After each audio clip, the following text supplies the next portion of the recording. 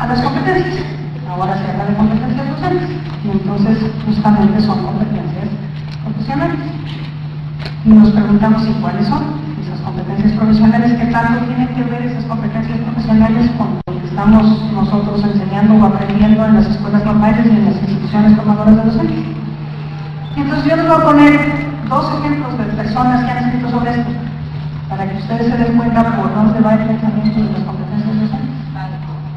Hay una persona norteamericana desde el estado de Colorado, si no mal estoy, que ella comenzó, es una mujer, se llama Charlotte Danielson, que ella comenzó a elaborar estándares docentes basados en competencias. Y estos estándares están diseñados en torno a 4 ejes fundamentales.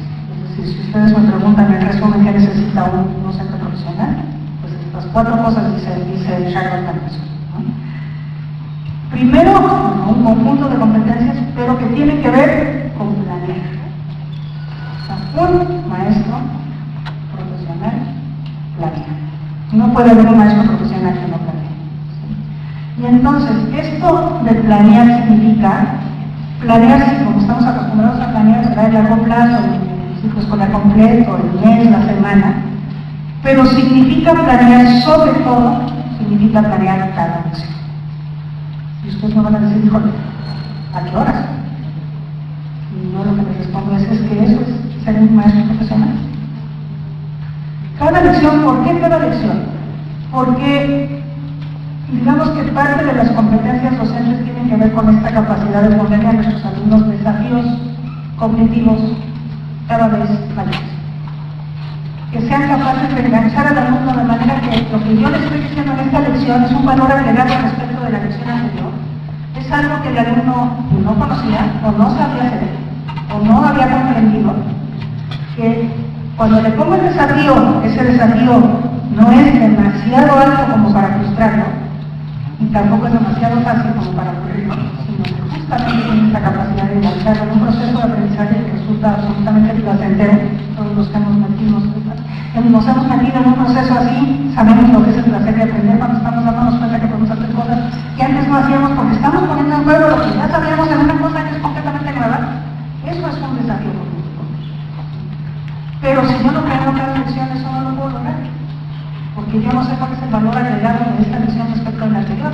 Y a eso súmenle que tenemos grupos diversos y que tenemos que atender la diversidad y que no todos nuestros alumnos son iguales y que los desafíos cognitivos que yo diseño pues no pueden ser los mismos para todos nuestros alumnos, porque no todos tienen el mismo ritmo, ni el mismo talento, ni las mismas aproximaciones al aprendizaje. Y ahí es en donde esta complejidad de la labor docente nos dice, ahí es donde está el profesionalismo. Ahí es donde se manifiesta, en esta capacidad de enfrentar esta complejidad con el trabajo que implica planear cada lección. Planear cada lección también nos va a permitir, porque la evaluación de veras es una evaluación que no le quita tiempo al aprendizaje, sino que el aprendizaje mismo, en sus manifestaciones, es el elemento, esas manifestaciones son los elementos para que yo evalúe. Entonces yo no tengo que parar el proceso de aprendizaje para evaluar, sino que el mismo proceso de aprendizaje me está dando los elementos para que yo evalúe. Entonces, en una lección, si yo evalúo así, me voy a dar cuenta quién se atrasó. Ustedes saben que la reprobación es el fruto de rezagos progresivos de los alumnos que en una lección no aprendieron. Yo no me di cuenta, entonces en la siguiente lección, pues como no habían aprendido lo de la anterior, pues menos la de esta, y en la siguiente, porque no me voy a dar cuenta, pues otra vez, y entonces se va acumulando rezagos de manera que al final del ciclo escolar yo tengo que decir, oye, pues lo siento mucho, pero tienes que repetir el año completo. Porque yo, profesor, no me di cuenta que tú te habías atrasado en una lección y no te pude atender oportunamente. Si yo planeo cada lección y evalúo de esta manera, obviamente, entonces eso no me va a pasar. Entonces, la verdad es que los niños si asisten a la escuela, ningún niño tendría por qué reprobar, ninguno. Porque yo tengo en mí la capacidad de prevenir la reprobación de esa manera. Entonces, planear, y ahí está dicho en la diapositiva, planear es diseñar para aprender, o diseñar para que los niños aprendan. Todos los niños que son diferentes. Entonces es un primer conjunto de competencias que está en esta planeación. desde luego es saber hacer esta cosa. Luego hay un segundo conjunto de competencias que tiene que ver con crear un clima de aula. Un clima de aula propicio al aprendizaje. Y esto significa, bueno, fundamentalmente significa algo que tiene que ver con lo anterior, y es que los niños aprendan. O sea, un niño sabe que va a la escuela a aprender. Si va a la escuela y no está aprendiendo, entonces ese niño va a ocasionar problemas de disciplina, o se va a ausentar, o va a pedirle a sus papás que lo saquen de la escuela, y cuando las familias están en situación de riesgo, eso es lo que va a pasar. Entonces, lo primero que tenemos que asegurar es que la escuela es un espacio de aprendizaje, que se logra con lo primero. Pero siempre, y esto es otro hallazgo irrefutable de la investigación educativa reciente, siempre habrá mejores condiciones para aprender cuando tenemos un clima de aula que respete al niño, que lo acoja y que le dé seguridad. Y seguridad no solo en el sentido de su integridad física y contra el bullying y todas estas cosas que ahora también las necesitamos, sino la seguridad de que el alumno sabe que se puede expresar y que nadie se va a burlar de él, que nadie le va a faltar al respeto, que no va a haber procedimientos de discriminación, seguro en su integridad humana, en su integridad personal, en su vida. Entonces, lo primero es ser acogido, es decir, aquí soy bien recibido, cualquiera es bien recibido, nadie no va a ser bien recibido.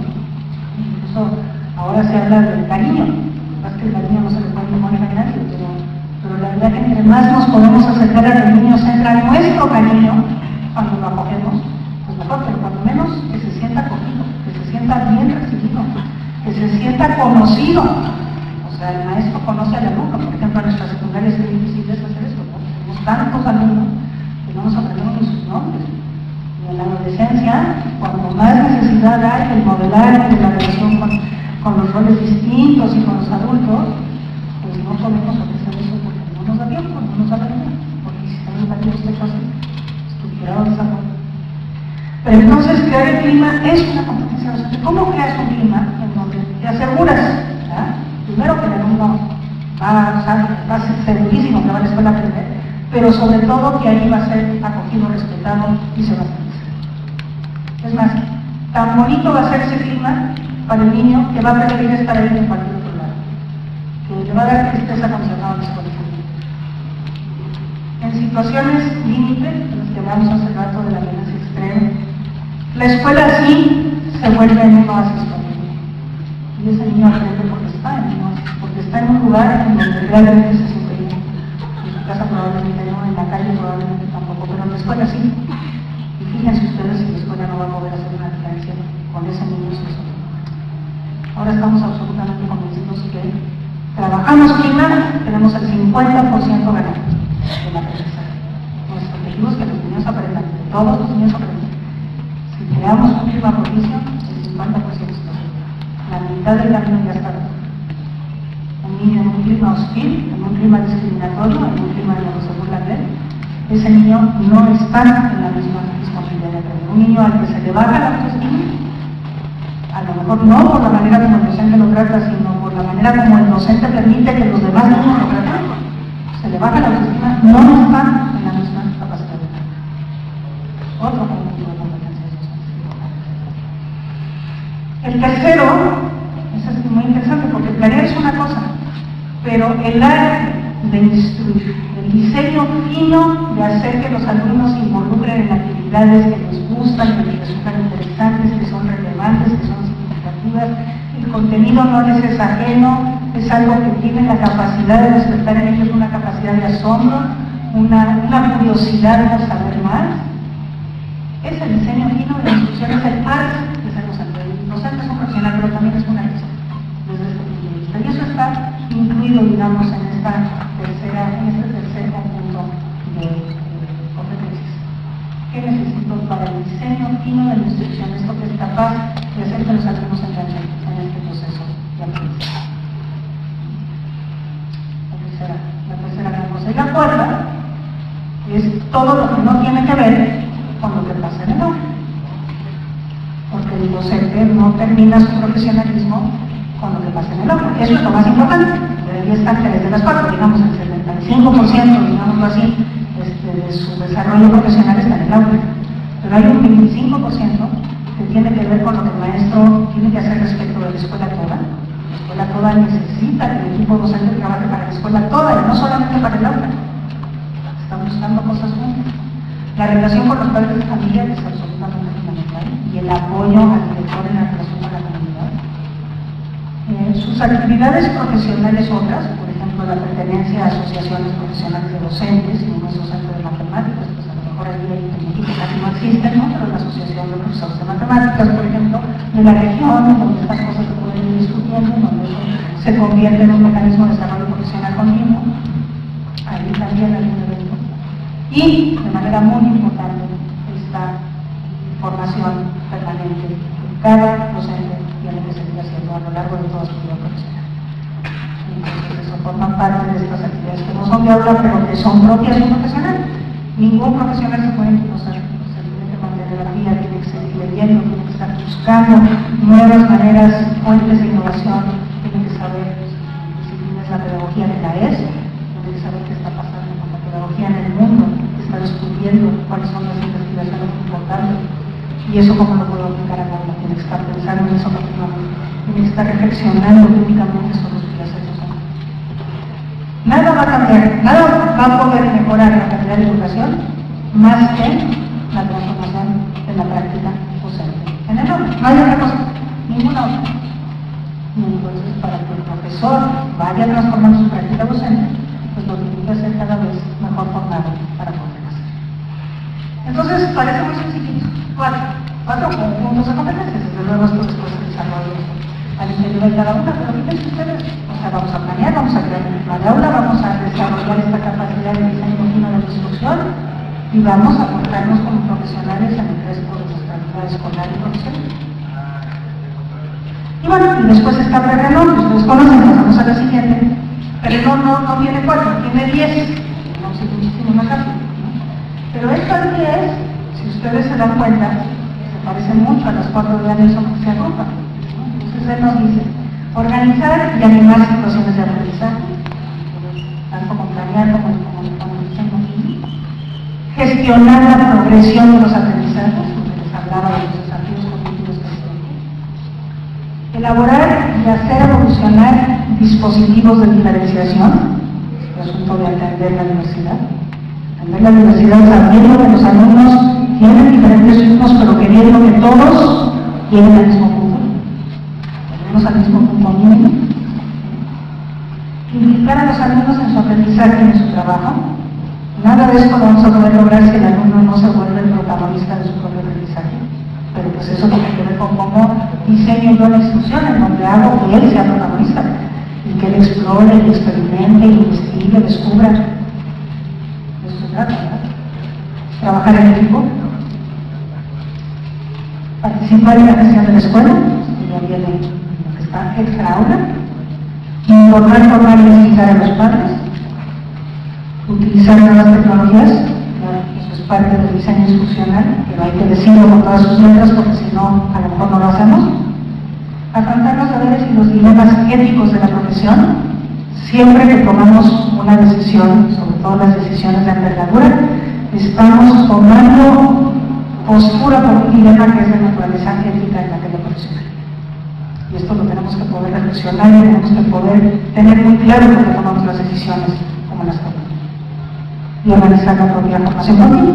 Como ustedes ven, son más, pero se parecen muchísimo a las anteriores. Pasamos a la siguiente. Y bueno, toda competencia docente implica, como todas las competencias, implica saber, implica saber hacer, e implica querer hacer. Ustedes saben que una competencia es la articulación, ¿verdad?, de conocimientos, habilidades, actitudes y valores para enfrentar una tarea de la vida cotidiana, algún problema de la vida cotidiana. Esa es la definición de competencias. Competencias docentes, pues también implica esta articulación de conocimientos, habilidades, valores y actitudes. Los conocimientos son el saber, las habilidades son el saber hacer, y valores y actitudes son el querer hacer. ¿Qué implica desde el punto de vista de saber? Bueno, el maestro tiene que conocer su materia, obviamente. A veces se dice fácil, pero a veces no siempre se da. En el caso de que el maestro domina su materia, eso que tiene que enseñar, el maestro la conoce mejor de lo que se supone que sus alumnos llegan a dominarla como consecuencia de su clase. Entonces el maestro no tiene conocimiento, porque muchas veces nos dan una clase que no tiene nada que ver con nuestra profesión y nos tenemos que poner a prepararla, ¿verdad? En secundaria, sobre todo ocurre eso. Entonces, bueno, esta necesidad de realmente ponernos a estudiar para dominar eso que tenemos que enseñar. El conocimiento del contexto. Insistimos al principio, los contextos son distintos. Tenemos que tener esta capacidad de adecuar el contexto, porque si no adecuamos al contexto no vamos a ser relevantes. No porque el conocimiento se cierre a ese contexto, pero sí porque tiene que partir de ahí. Tiene que partir de lo que los alumnos, lo que para los alumnos es familiar, lo que los alumnos conocen, valoran, han experimentado, parte de lo que ya saben, pero para eso es necesario conocer el contexto. Pues ahora tenemos un proyecto en Chiapas que trabaja con maestros de zonas indígenas, y la primera actividad que tienen que hacer en este proyecto nuestro es hacer un mapa de la comunidad. Y muy curioso, porque los maestros no pueden llevar a los alumnos a hacer el mapa de la comunidad, porque no la conocen. Y entonces lo primero que hacen es pedirle apoyo a los padres, para que puedan con sus alumnos ir a hacer ese mapa. Pero el simple hecho de ir a recorrer la comunidad, a donde van a marcar los lugares históricos, van a marcar los lugares peligrosos, van a marcar que donde hay recursos naturales explotados, todas estas cosas que son tan importantes conocer de la comunidad, solo eso acerca a la comunidad y hace que el maestro conozca su contexto. La segunda actividad es hacer una línea de tiempo de la comunidad. Junto con los alumnos, evidentemente, también se necesita que vengan los ancianos y los sabios para poder hacer eso, pero ¿cómo se comprende una comunidad, el lugar en donde se vive cuando se conoce su historia? Pues conocer el contexto nos da todos los elementos para hacer lo que hacemos en el aula significativo y relevante para nuestros alumnos. Y lo otro que tiene que saber el maestro, que lo ponga conocimiento, porque me parece absolutamente fundamental, es que tiene que conocer a sus alumnos. Tiene que conocer a sus hijos, tiene que saber quiénes son, de qué familia vienen, qué hermanos tienen, y tiene que, en el transcurso de las clases, saber lo que saben, saber lo que valoran, conocer sus intereses, sus necesidades, sus aspiraciones.